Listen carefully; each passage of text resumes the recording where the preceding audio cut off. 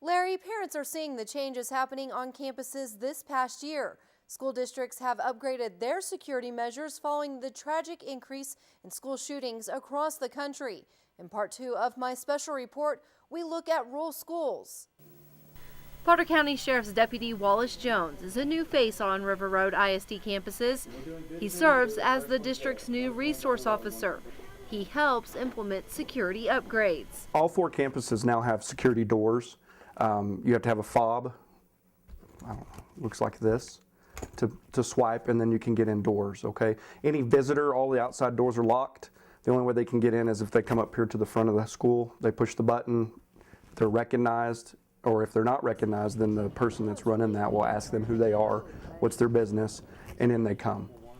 Teachers are required to lock their doors and keep them shut. Just in case a shooter does make it inside the school, that's something that wasn't in place a year ago. When I come to a campus, I check doors as a big deal. Go around, make sure all the doors are shut, and then also I check classrooms. Teachers are supposed to have their doors locked, and they're supposed to check to see who's knocking to come in. Jones says students and teachers are told to never open the door. They practice that during lockdown drills. Years ago, we didn't, that was one of those nightmare things that was just a small thing every once in a while popped up.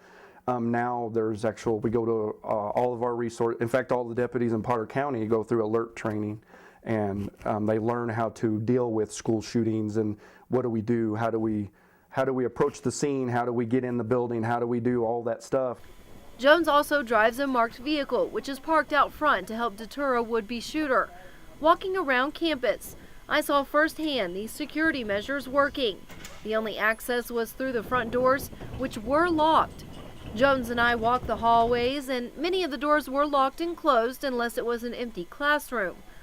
Looking ahead, Jones and Rolling Hills Elementary Principal Richard Kelly says they want to get flip books in the classrooms that detail drills so they're handy for both teachers and students. Basically, it breaks down our drills and what we do, and it's on a flip chart, it hangs in the classroom. Anybody can read it. It's not just for a teacher. Bushland ISD is also taking similar measures. They added a Potter County deputy on staff as a resource officer and intercom systems. These are all things the district started working on implementing a year ago.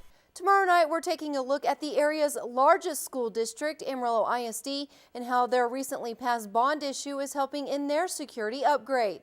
Back to you.